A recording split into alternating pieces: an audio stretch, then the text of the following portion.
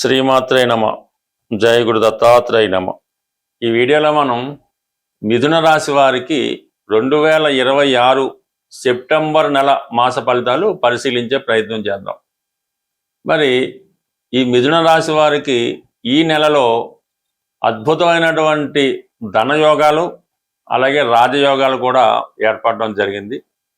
ముఖ్యంగా ఏంటంటే ఈ రాశి యందు ఉన్నటువంటి కుజుడు సెప్టెంబర్ 18వ తారీఖు వరకు రాశి యందు ఉన్నటువంటి కుజుడు జాతకుడిని ప్రతి విషయంలో కూడా చాలా తొందర పడుతూ ఉంటారు. చిన్న విషయానికి కూడా ఎక్కువ ఆందోళన పడుతూ ఉంటారు. అనుకున్న పని సకాలంలో జరగకపోతే చాలా ఇబ్బంది పడడం కూడా ఈ రాశి వారికి కనబడుతుంటుంది. అలాగే కొన్ని సందర్భాల్లో బంధువులతో విరోధాలు, వృత్తిలో ఎంత కష్టపడ్డా సరైన సక్సెస్ రాకపోవడం జరుగుతుంటుంది. ఈ విధంగా కుజుడు ఈ రాశి వారికి కొంత ఇబ్బంది పెడుతూ ఉంటే సెప్టెంబర్ 18వ తారీఖున కుజుడు ధనస్థానం అయినటువంటి కర్కాటక రాశిలోకి ప్రవేశించడం జరుగుతూ ఉంటుంది. అయితే ఇక్కడ ధనయోగం స్టార్ట్ అవుతుందన్నమాట. ఒక విధంగా షష్టాధిపతిగా ధనస్థానంలో దీర్ఘకాలికంగా మీకు రావాల్సినటువంటి ధనం ఏదైనా ఉన్నా అది చేతికి రావడం జరుగుతుంది. ఉద్యోగపరంగా ఎదుర్కొన్నటువంటి ఇబ్బందులన్నీ పరిష్కారం అవుతాయి. అలాగే ఉద్యోగపరంగా కొంత ఆదాయం పెరుగుతుంది. అంటే మీరు వ్యాపారం రంగంలో ఉన్నా ఉద్యోగపరంగా ఉన్నా కొద్దిగా అదనపు ఆదాయం లాంటిది వృత్తిరీత్యా రావడం జరుగుతుంటుంది. అలాగే మీరు ఎవరికన్నా ధనం ఇచ్చి ఉన్నా లేదంటే అన్నదమ్ముల ద్వారా రావాల్సి ఉన్నా కంప్లీట్గా మీకు ధనం చేతికి రావడం జరుగుతుంది. అలాగే లాభాధిపతిగా ఉన్నటువంటి కుజుడు ధనస్థాన ప్రవేశంతో భూములు స్థిరాస్తుల మీద వచ్చే ఆదాయం కలుగుతుంది. మిత్రులు సహకరిస్తారు. అలాగే మీ యొక్క వాగ్దాటితో ఏ పనైనా నైపుణ్యంగా సాధించే ప్రయత్నం చేస్తారు. అంటే ధనస్థానంలో అటు గురువు దశమాధిపతిగా లాభాధిపతిగా కుజుడు ఈ రెండు కూడా చక్కని ధనయోగాన్ని మీకు ఈ నెలంతా ఇవ్వడం జరుగుతుంది సెప్టెంబర్ 18 తర్వాత. ఇక ప్రధానంగా శుక్రుడు ఈ సెప్టెంబర్ 2వ తారీఖున శుక్రుడు 5వ స్థానంలోకి తన స్వక్షేత్రమైనటువంటి తులారాశిలో ప్రవేశిస్తున్నాడు. అంటే మీలో ఉన్నటువంటి నైపుణ్యానికి మీలో ఉన్నటువంటి టాలెంట్కి తగిన గుర్తింపు రావడం జరుగుతూ ఉంటుంది. ప్రధానంగా మీరు సినిమా రంగంలో ఉన్న లేదంటే టీవీ మీడియా యాంకరింగ్ రంగంలో ఉన్న మీడియా రంగంలో ఉన్న తగిన ప్రావీణ్యత లభిస్తుంది. చాలా టాలెంట్గా వర్క్ చేస్తారు. ఎవరికి సాధ్యం కాని విషయాన్ని మీరు చాలా సింపుల్గా సాల్వ్ చేయడం జరుగుతూ ఉంటుంది. ఏదో ఒక కొత్త విషయాన్ని మీరు తెలుసుకునే ప్రయత్నం చేస్తారు.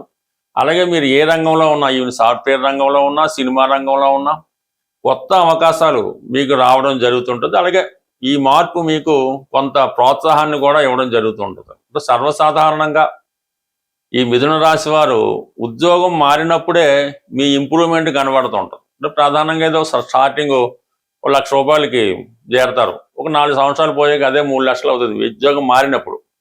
అదే ఇంకో 3 సంవత్సరాలు పోయాక 3 లక్షలు అవ్వడం జరుగుతూ ఉంటుంది. అందువలన మార్పే మీ అభివృద్ధికి కారణం అవుతుంటుంది. కాబట్టి అటువంటి మార్పు మీకు హాబీగా మీకు ఏదైతే ఇష్టం ఉందో, ఏ రంగాన్ని అయితే మీరు ఇష్టపడుతున్నారో అదే రంగంలో మీకు అవకాశాలు రావడంతో కంప్లీట్గా మీ యొక్క ఉద్యోగంలో మార్పు వస్తుంది. కొంతమందికి హోదా పెరుగుతుంది. కంప్లీట్గా ఆదాయం కూడా పెరిగే అవకాశం ఉంది.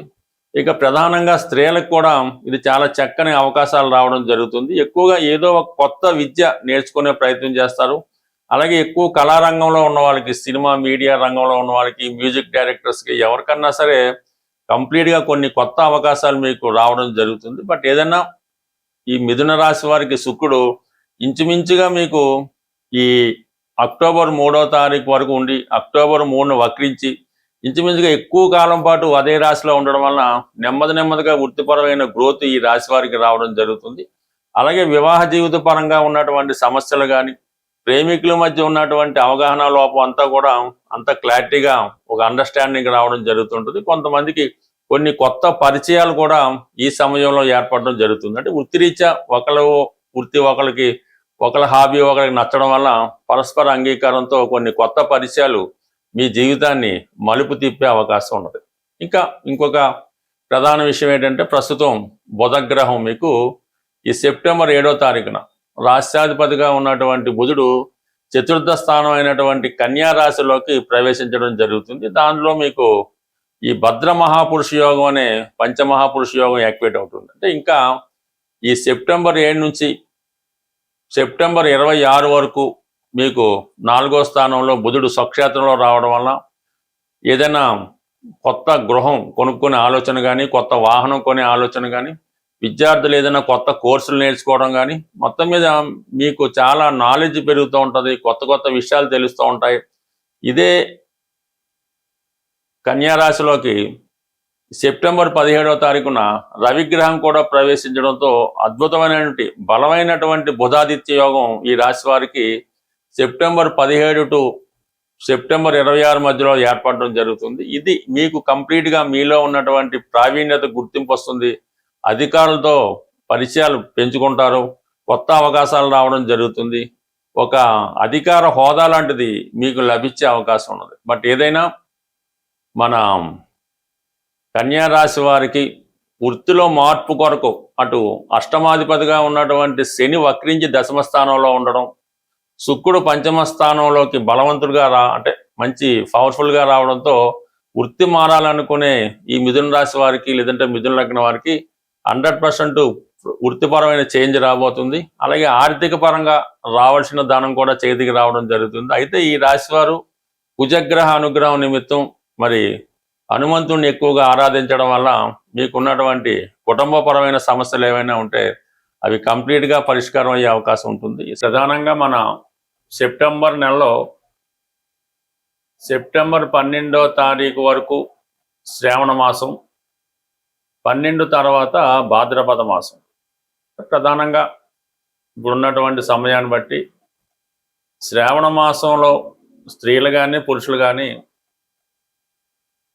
శ్రావణ మాసంలో వచ్చే ప్రతి మంగళవారం లేదా ప్రతి శుక్రవారం మీ సాంప్రదాయాన్ని బట్టి ఏదైనా ఒక అమ్మవారి ఆలయాన్ని దర్శించి అమ్మవారికి కుంకుమార్చన కానీ అలాగే పసుపు కుంకాలు ఇవ్వటం కానీ, ఈ విధంగా అంటే ఇంట్లో వీలైన వారు ఇంట్లో చేసుకోవచ్చు, లేని వాళ్ళు ఆలయంలో చేసుకోవచ్చు.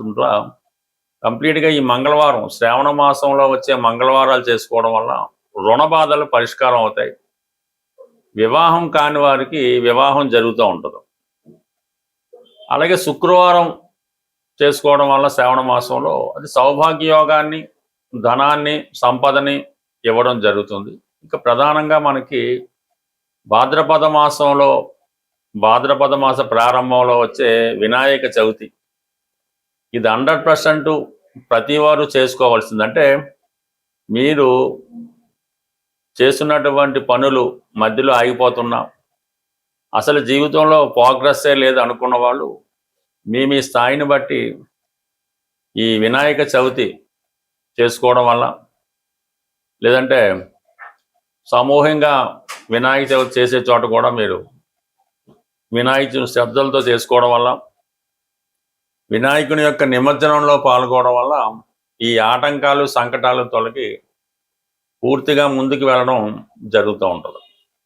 ఇంకోటి ఏంటంటే ప్రధానంగా ఈ సెప్టెంబర్ 27 నుంచి అక్టోబర్ 10 మధ్యలో అంటే మహాలయ పక్షాలు, దాంట్లో పితృపక్షాలు అంటారు. ఇది జీవితంలో చాలా ఇంపార్టెంట్.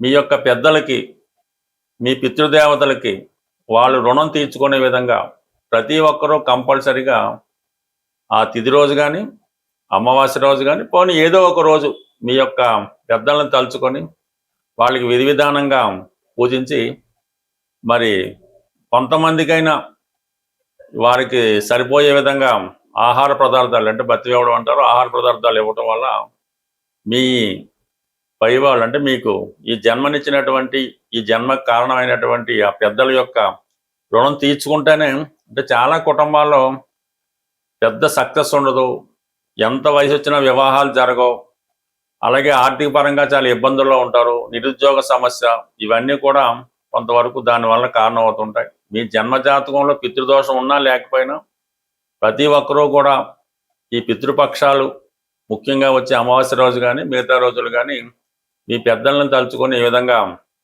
ఈ దానాలు అవి చేయడం వల్ల, ఏమీ కుదరని వాళ్ళు కనీసం ఆవుకైనా తృప్తిగా ఆహారం పెట్టడం వల్ల మీ పెద్దలు సంతృప్తి చెంది ఆ శుక్రగ్రహ అనుగ్రహంతో సంపూర్ణంగా మీ యొక్క సమస్యలకి పరిష్కారం దొరుకుతుంది. బట్ ఏదైనా ఈ జాతకాలు ఈ గోచారం నమ్ముతున్న వాళ్ళు మాత్రం కంప్లీట్గా ఈ చేసుకోవాల్సి ఉంటుంది. అంటే మనకి ప్రధాన దేవతలు ఎంతో పితృదేవతలు కూడా అంతే. కాబట్టి కంప్లీట్గా ఈ సెప్టెంబర్ 27 టు అక్టోబర్ 10 మధ్యలో ఏదో ఒక రోజు మీకు అనుకూలంగా ఉన్న రోజు తప్పకుండా చేయండి. వీలైతే అమావాస్య రోజు కూడా చేయడం వల్ల మరింత మంచి ఫలితాన్ని పొందడం జరుగుతూ ఉంటుంది. స్వస్తి.